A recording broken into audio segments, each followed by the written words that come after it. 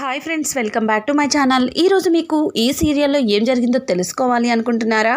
అయితే వెంటనే మనం సీరియల్లోకి వెళ్ళిపోదాం. ఇక ఉదయాన్నే పద్మావతి ఆఫీస్కి రెడీ అవుతూ ఉంటుంది. అలాగే విక్రమాదిత్య కూడా ఇక ఆఫీస్కి వెళ్ళడానికి సిద్ధంగా ఉంటాడు. పద్మావతిని చూసిన విక్కీ, ఏంటి ఇంతకీ మేడం గారికి ఏ ఆఫీస్లో ఉద్యోగం వచ్చిందో ఇంతలాగా రెడీ అయిపోతుంది, అది ఏ చెత్త ఆఫీసోలే అని చెప్పి ఇక విక్కీ పద్మావతి గురించి వెటకరంగా మాట్లాడతాడు. పద్మావతి, నవ్వండి సారు, అలాగే నవ్వండి. ఏదో ఒకరోజు పద్మావతి గ్రేట్ అని మీతోనే అనిపించుకుంటాను. మీరు నా కింద నాకు అసిస్టెంట్గా చేయాల్సి వచ్చినప్పుడు అప్పుడు తెలుస్తుంది పద్మావతి ఏంటో అని అంటుంటే, ఏయ్ ఏం మాట్లాడుతున్నావు? నేను నీ కింద అసిస్టెంట్గానా? అసలు ఇక్కడ ఎవరనుకుంటున్నావు? విక్రమాదిత్య.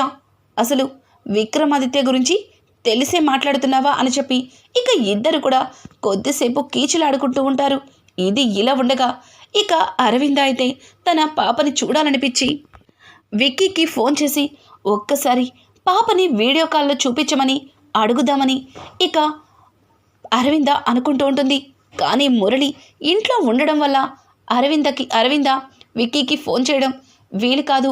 ఇక మురళి అరవింద దగ్గరికి వచ్చి, రానమ్మా, టిఫిన్ చేశావా? నువ్వు టిఫిన్ తినకుండా అలాగే ఉంటే చూస్తూ నేను తట్టుకోలేను కదా రానమ్మా అని అంటుంటే, ఇంకా ఎందుకు నటిస్తుంటావు? నీ అసలు స్వరూపం నాకు తెలిసిపోయింది కదా. ఇంకా నీ నటనతో నన్ను నమ్మించాలని ప్రయత్నించకు, వెళ్ళిక్కడి నుంచి అని చెప్పి ఇక అరవింద అయితే మురళిని దూరంగా గెంటేస్తుంది. ఇక మురళి అయితే, ఏంటి రానమ్మా, ఏంటి ఓ తెగ ఫీల్ అయిపోతున్నావు? కొంపతీసి ఆ విక్కీ గారితో ఏమన్నా మాట్లాడుతున్నావా ఏంటి అని చెప్పి మురళి ఒక చిన్నగా గెస్ చేస్తాడు. ఆ మాట విన్న అరవింద తడబడుతూ, విక్కీతో నేనెందుకు మాట్లాడతాను? అసలు విక్కీతో మాట్లాడడానికి నాకు నువ్వేమన్నా ఫోన్ ఇచ్చావా అని చెప్పి ఇక అరవింద తడబడుతుంటే, చాలు రానమ్మా, చాలు, ఇక ఆపేసి. నువ్వు ఆ విక్కీ గడితో ఫోన్ మాట్లాడిన సంగతి నాకు తెలుసు. ఖచ్చితంగా నువ్వు నీ పాప గురించి అడగడానికే ఫోన్ చేస్తుంటావు కదా. కానీ నీకు తెలియని విషయం ఏంటంటే, ఆ విక్కీ గాడి దగ్గర అసలు పాపే లేదు. ఆ విక్కీ గాడి కారులో పాపని పెట్టి పాపని నా నుంచి తప్పించానని తెగ సంబరపడ్డావు.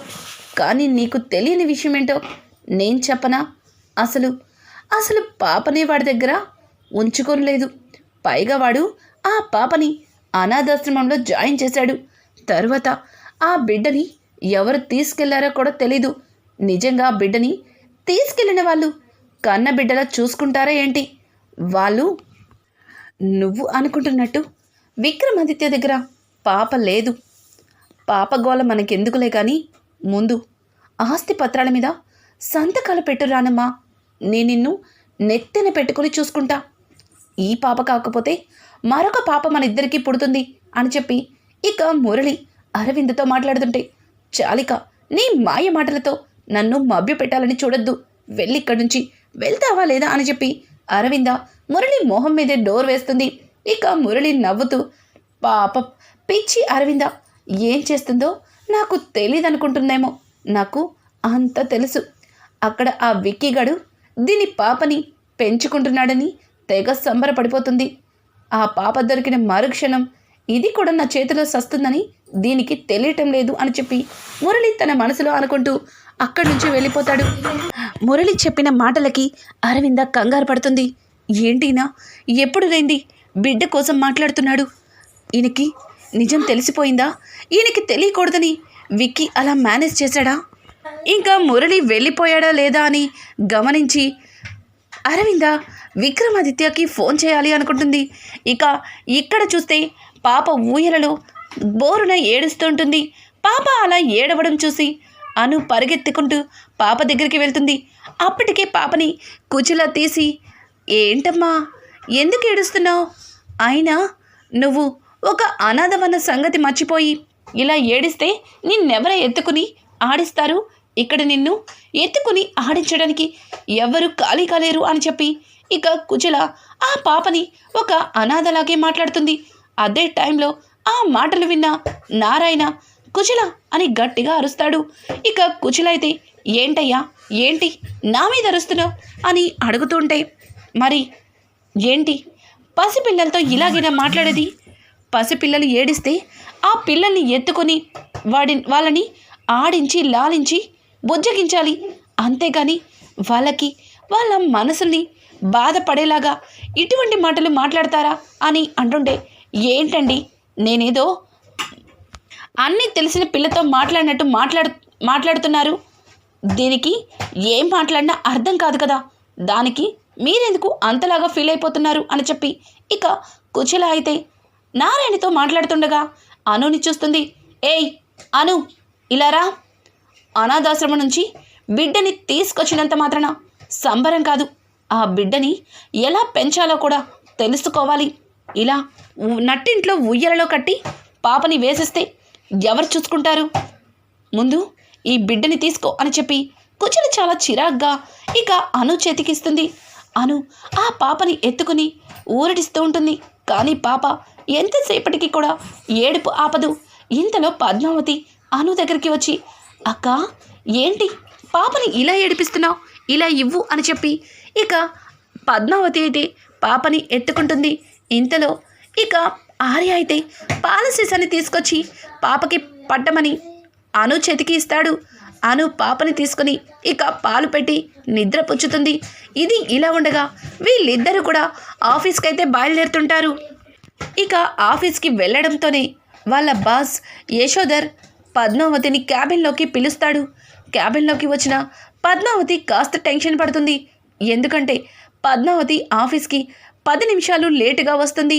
వాళ్ళ బాస్ అన్ని విషయాల్లో చాలా స్ట్రిక్ట్గా ఉంటాడు. ఇప్పుడు నేను లేటుగా వచ్చినందుకు ఆయన ఏమంటారో ఏంటో అని చెప్పి పద్మావతి కంగారు పడుతుండగా ఇక వాళ్ళ బాస్ ఏంటి పద్మావతి అంత టెన్షన్ పడుతున్నావు అని అడుగుతుంటే ఇక పద్మావతి అయితే తను లేటుగా వచ్చిన దాని గురించి వాళ్ళ బాస్కి సంజాయిషి చెప్పడానికి ప్రయత్నిస్తుంది. పద్మావతి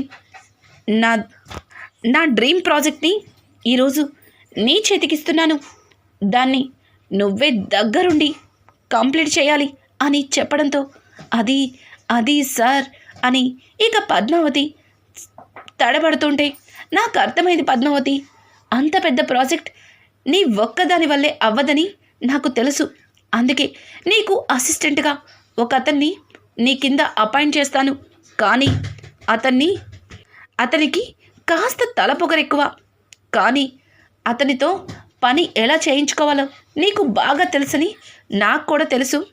అతని పట్టుకొని నార తీసైనా సరే అతనితో బాగా పని చేపించాలి అని చెప్పి వాళ్ళ బాస్ చెప్పడంతో సరే బాస్ ఇంతకీ అతను అని అంటుంటే మూర్తి తీసుకొస్తాడు అని చెప్పి ఇక మూర్తి వైపు చూడటంతో మూర్తి వెళ్ళి విక్రమాదిత్యని ఆఫీస్లోకి క్యాబిన్లోకి పిలుస్తాడు. ఇక విక్కీ మే కమిన్ సార్ అని అనుకుంటూనే పక్కకి తల తిప్పి చూసేసరికి అక్కడ పద్మావతి కనిపిస్తుంది. ఇద్దరు ఒకరి మొహారు ఒకరు చూసుకొని ఒక్కసారిగా నువ్వా అంటే నువ్వా అని షాక్ అయిపోతారు.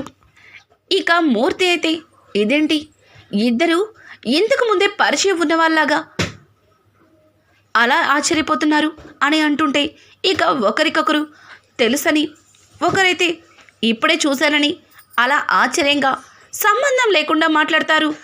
ఇక యశోధర్ అయితే అసలు మీ ఇద్దరికి ఇంతకు ముందే పరిచయం ఉందా లేకపోతే ఇప్పుడే పరిచయమైందా, మీ ఇద్దరు ప్రతిదీ కూడా సంబంధం లేకుండా మాట్లాడుతున్నారు అని అడగడంతో ఇక విక్కీ అయితే తను నాకు ఇంతకు ముందే తెలుసు అని ఇక పద్మావతి అయితే అంతకుముందు నేను పనిచేసిన ఆఫీస్కి ఈయనే బాస్ అని అలా ఇద్దరు కూడా సంబంధం లేకుండా గందరగోళంగా సమాధానం చెప్తారు.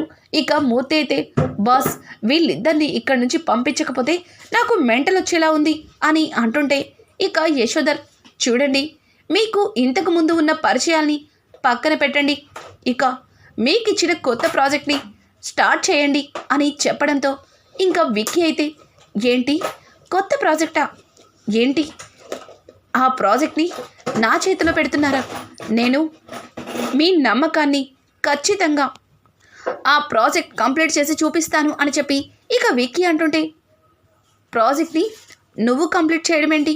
ప్రాజెక్ట్ ఇచ్చింది పద్మావతి గారికి. పద్మావతి కింద అసిస్టెంట్గా నిన్ను అపాయింట్ చేస్తున్నాను అని అనడంతో ఒక్కసారిగా విక్కీ షాక్ అయిపోతాడు. ఇదేంటిది? ఈ పద్మావతి కింద నేను అసిస్టెంటా అని చెప్పి ఇక విక్కీ అయితే నాకు నచ్చలేదు, నేను చెయ్యను అని అంటూ ఉంటే, అయితే జాబ్కి రిజైన్ చేసి వెళ్ళిపో అని చెప్పి పక్కన ఉన్న మూర్తి అంటాడు. కానీ ఆ జాబ్ తనకి ఎంత ఇంపార్టెంటో అది గుర్తు చేసుకుని ఇక విక్కీ దానికి ఒప్పుకుంటాడు. పద్మావతి అయితే చచ్చింది గొర్రె, ఇక నేనేం చెప్తే అదే వినాలి అని చెప్పి పద్మావతి తనలో తను నవ్వుకుంటూ ఇక బయటికైతే వస్తారు. ఇద్దరు బయటికి రావడంతో విక్కీ పద్మావతితో, ఏయ్ నువ్వు ఇదే ఆఫీస్లో వర్క్ చేస్తున్నావని నాకెందుకు చెప్పలేదు అని అంటుంటే, అసలు చెప్పడానికి నాకు కాస్తైనా అవకాశం ఇచ్చారా? కానీ నేను పనిచేసే బాస్ తలక మాసిన వాడని అన్నారు. మరి అదే ఆఫీస్లో మీరు కూడా పనిచేస్తున్నారు కదా, అంటే మన బాస్ తలక మాసినవాడా అని చెప్పి ఇక పద్మావతి అయితే వెటకారంగా విక్కీతో మాట్లాడుతుంది. ఏయ్ నోరు మూసుకో, అందరూ మనల్ని చూస్తున్నారు, ముందు ఇక్కడి నుంచి వెళ్ళు అని చెప్పి పద్మావతిని అక్కడి నుంచి వెళ్ళమని చెప్తాడు. ఇక వాళ్ళ కొలీగ్స్ అయితే కొంతమంది అమ్మాయిలు విక్కీని చూసి ఫ్లాట్ అయిపోతారు. కానీ విక్కీ పద్మావతి క్లోజ్గా మాట్లాడుకోవడం చూసి, ఇదేంటి విక్రమాదిత్య వచ్చి ఒక్కరోజే అయింది, అప్పుడే పద్మావతికి ఫ్లాట్ అయిపోయాడా, లేకపోతే పద్మావతి విక్రమాదిత్యకి ఫ్లాట్ అయిపోయిందా అని చెప్పి ఇక వాళ్ళ కొలీగ్స్ అయితే పద్మావతి విక్కీల్ని చూసి కాస్త జలస్ ఫీల్ అవుతారు. ఇది ఇలా ఉండగా ఇక అరవింద అయితే ఇంట్లో ఎవ్వరూ లేకపోవడం చూసి విక్రమాదిత్యకి ఫోన్ చేస్తుంది. ఇక విక్కీ ఫోన్ లిఫ్ట్ చేసి, అక్క ఎలా ఉన్నావు అక్క, ఏం చేస్తున్నావు అని చెప్పి ఇక విక్కీ మాట్లాడుతుంటే, అరవింద విక్కీ ఇక్కడ నేను బాగానే ఉన్నాను, నా యోగక్షేమాలు పక్కన పెట్టు, ఒక్కసారి వీడియో కాల్ చేయరా, అమ్మని చూడాలనిపిస్తుంది అని ఇక అరవింద అడగడంతో ఆ మాటలకి విక్కీ, అక్క నేనిప్పుడు ఆఫీస్లో ఉన్నానక్క, ఇప్పుడు పాప ఇంట్లో ఉంది అని చెప్పి ఇక విక్కీ కాస్త కూడా తడబడకుండా అరవిందకి చెప్తాడు. ఆ మాటలు విన్న అరవింద, సరేరా కనీసం పాప ఫోటో అన్నా ఉంటే పెట్టరా, అమ్మని చూడాలనిపిస్తుంది, అమ్మని మళ్ళీ ఎప్పుడెప్పుడు చూస్తానా అని నా కళ్ళు ఎదురు చూస్తున్నాయి, అమ్మని మళ్ళీ నా రెండు చేతులతో నా గుండెలకి ఎప్పుడు హత్తుకుంటానా అని నా మనసు ఉవ్విర్లూరుతుంది అని చెప్పి ఇక అరవింద విక్కీకి చెప్పడంతో అరవింద మాటలు విన్న విక్కీ కుమిలిపోతుంటాడు. అమ్మ దూరమైందన్న సంగతి అక్క తెలిస్తే ఎట్లా ఫీల్ అవుతుందో అని చెప్పి విక్కీ భయపడుతుంటాడు. ఇంతలో అక్కడికి పద్మావతి వస్తుంది. పద్మావతి అయితే విక్కీని అలా చూసి, ఈయన ఎవరితో మాట్లాడుతుండారు అని చెప్పి ఇక విక్కీని సారు అని పద్మావతి పిలవడంతో విక్కీ పద్మావతి వైపు చూస్తుంటాడు. ఎవరు సారు అని అడగడంతో అక్క అన్నట్టుగా సైగ చేసి చెప్తాడు. ఓ వదిన అని చెప్పి వెంటనే పద్మావతి ఫోన్ తీసుకుని, వదిన ఎలా ఉండారు అని అడగడంతో, పద్మావతి నువ్వు కూడా అక్కడే ఉన్నావా, విక్కీ నువ్వు ఒకే ఆఫీస్లో వర్క్ చేస్తున్నారా, అమ్మని చూడాలనిపిస్తుంది పద్మావతి, అమ్మని దూరం చేసుకొని చాలా బాధపడుతున్నాను, కానీ మీ దగ్గర అమ్మని ఉంచడం నాకు చాలా సంతోషంగా ఉంది అని చెప్పి ఇక అరవింద కొద్దిసేపు పద్మావతితో మాట్లాడుతుంటుంది. అలా అరవిందతో పద్మావతి మాట్లాడుతూ ఉండిపోతుంది. ఇంతలో అక్కడికి మేనేజర్ మూర్తి వచ్చి, ఏంటి ఇలా ఫోన్లు మాట్లాడుకుంటూ టైం వేస్ట్ చేస్తారా, ఆఫీస్లో వర్క్ చెయ్యరా అని అడగడంతో ఇక పద్మావతి వెంటనే కాల్ కట్ చేసి విక్రమాదిత్యకి ఇస్తుంది. అది చూసిన మూర్తి మరింత షాక్ అయిపోతాడు. అప్పటికే వాళ్ళిద్దరి మధ్యలో ఏం రిలేషన్ ఉందో తెలియక పిచ్చివాడిలాగా మూర్తి జుట్టు పీక్కుంటుంటే ఇక విక్రమాదిత్య ఫోన్లో పద్మావతి చాలా క్లోజ్గా మాట్లాడడం గమనించి ఇక మూర్తికైతే మరింత పిచ్చి పడుతుంది. అసలు వీళ్ళిద్దరి మధ్యలో ఉన్న రిలేషన్ ఏంటి, ఖచ్చితంగా వీళ్ళిద్దరూ భార్యాభర్తలా ఉంటారా? లేదు లేదు, పద్మావతి ఎక్కడ, ఈ విక్రమాదిత్య ఎక్కడ? ఇంత పొగరు పట్టిన వాడికి ఇటువంటి భార్య? లేదు లేదు, కానీ వీళ్ళిద్దరి మధ్యలో ఏదో నడుస్తుంది. కొంపతీసి వీళ్ళిద్దరూ ప్రేమించుకోవట్లేదు కదా అని చెప్పి మూర్తి అయితే వాళ్ళిద్దరి కోసం సవాలక్ష ఆలోచనలతో పిచ్చివాడిలాగా ప్రవర్తిస్తుంటాడు.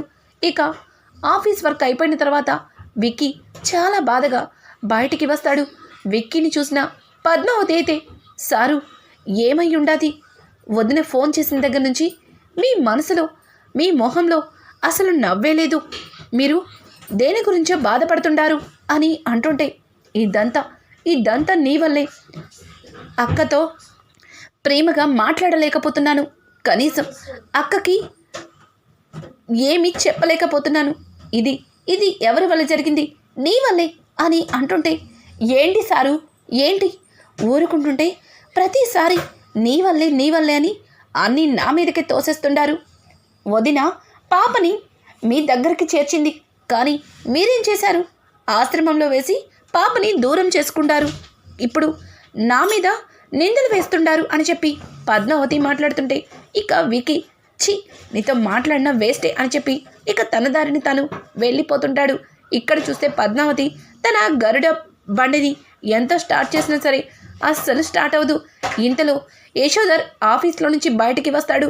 పద్మావతిని చూసి, యశోధర్, పద్మావతి ఈ బైక్ నీదేనా అని అడగడంతో, అవును సారు, ఇది నా గరుడ, దీనికి నాకు ఎన్నో జన్మల బంధం ఉంది, ఇది నాతోనే ఉంటుంది, దీనికి నేనంటే చాలా ఇష్టం అని చెప్పి ఇక పద్మావతి ఒక మనిషి గురించి చెప్పినట్టు బండి గురించి చెబుతుంటే యశోధర్కి చాలా ముచ్చటేస్తుంది. పద్మావతిని అలానే చూస్తుండిపోతాడు. ఇఫ్ యూ డోంట్ మైండ్, ఈరోజు నేను మీ ఇంటి దగ్గర డ్రాప్ చేయొచ్చా అని అడగడంతో దానికి పద్మావతి, అది సారు మా గరుడ అని అంటుంటే, చూడు పద్మావతి, మా మూర్తి మీ గరుడని చాలా సేఫ్టీగా మీ ఇంటి దగ్గర ఉంచుతాడు. నిన్ను మీ ఇంటి దగ్గర డ్రాప్ చేస్తాను, ప్లీజ్ పద్మావతి కాదనకు అని చెప్పి ఇక వాళ్ళ బాస్ పద్మావతిని రిక్వెస్ట్ చేయడంతో విక్కీ చూస్తున్నాడని, విక్కీ జలస్గా ఫీల్ అవ్వాలని విక్కీ కళ్ళ ముందే ఇక వాళ్ళ బాస్ కారెక్కి పద్మావతి ఇంటికైతే బయలుదేరుతుంది. కానీ పద్మావతి కొంత దూరం వెళ్ళాక, సారు నేను ఇక్కడ దిగిపోతాను అని అడగడంతో, అదేంటి పద్మావతి, ఇంకా మీ ఇల్లు రాలేదు కదా, ముందే దిగిపోతానంటావేంటి అని అంటుంటే, అది కాదు సారు, మా వాళ్ళు ఎవరైనా చూస్తే తప్పుగా అబద్ధం చేసుకుంటారు, అందుకే సారు నేను ఇక్కడే దిగిపోతాను అని చెప్పి పద్మావతి కొంచెం ముందుగానే దిగిపోవడంతో ఇక యశోధర్కి పద్మావతి బిహేవియర్ మరింత నచ్చేస్తుంది. ఒక ఆడపిల్లకి ఎటువంటి లక్షణాలు ఉన్నాయో ఆ లక్షణాలని పద్మావతిలో కనిపించడం తనకి మరింత ముచ్చటేస్తుంది.